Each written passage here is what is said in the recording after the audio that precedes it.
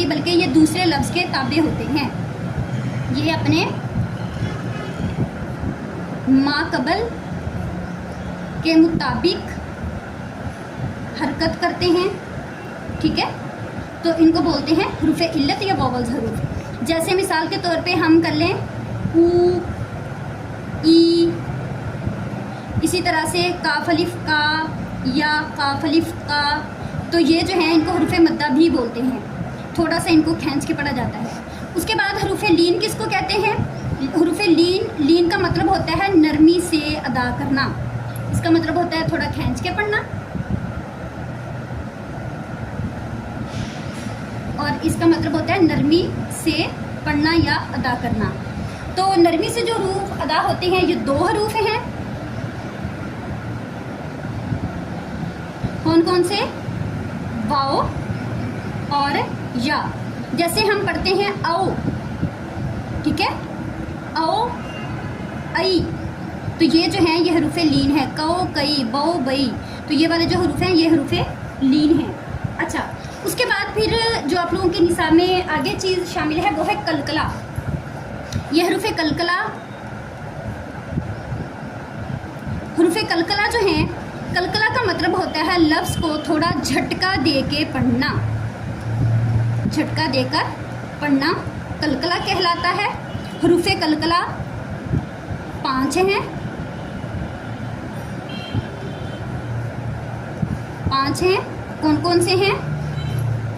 बा, जीम, दाल, काफ, तो, ठीक है।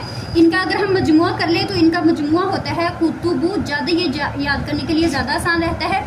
इसकी मिसाल क्या होती है कि जैसे बा जो है, जब भी हमने किसी लफ्ज़ को अदा करना है तो हमने उसको साकिन करना होता है। साकिन मतलब कि उसके ऊपर एक तो शद होती है, एक ये साकिन की अलामत है, छोटी सी दाल डाल देना।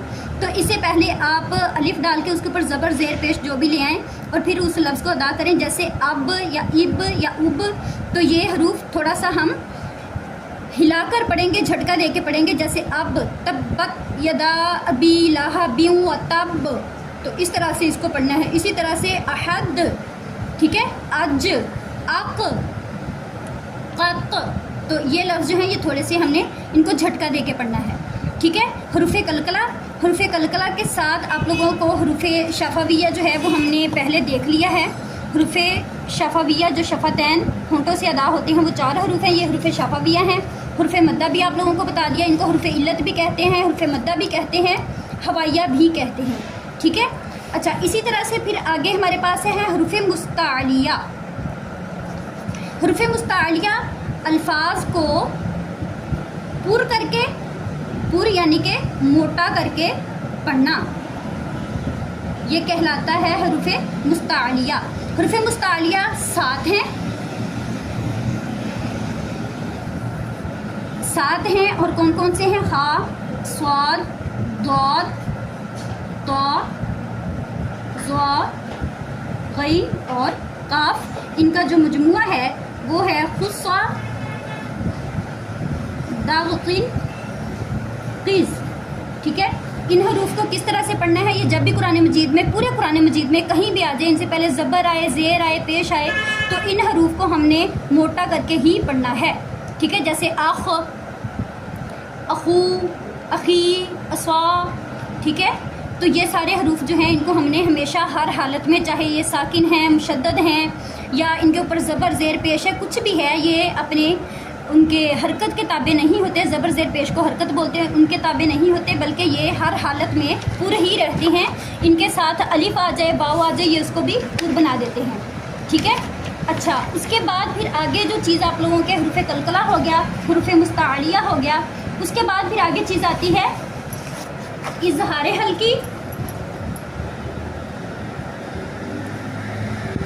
इज़हार हल्की, इख्फा, इदगाम और कल्ब, ठीक है। ये 4 चीज़ें आ जाती हैं।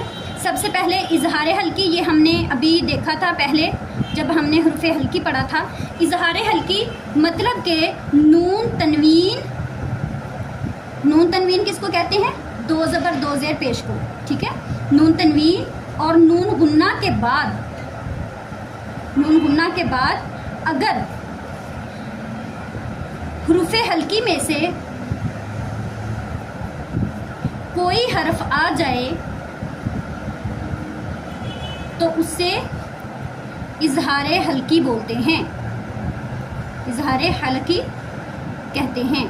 ठीक है, मिसाल के तौर पे अगर हम नून तनवीन की मिसाल लें तो आता है कुरान मजीद में अज़ाबन अलीमा। तो इसमें हम ये नहीं कहेंगे अज़ाबन अलीमा, ये इख्फा हो जाएगा, हम पढ़ेंगे अज़ाबन अलीमा। तो मतलब वाज़े करके पढ़ना, जाहिर करके पढ़ना, ये होगा।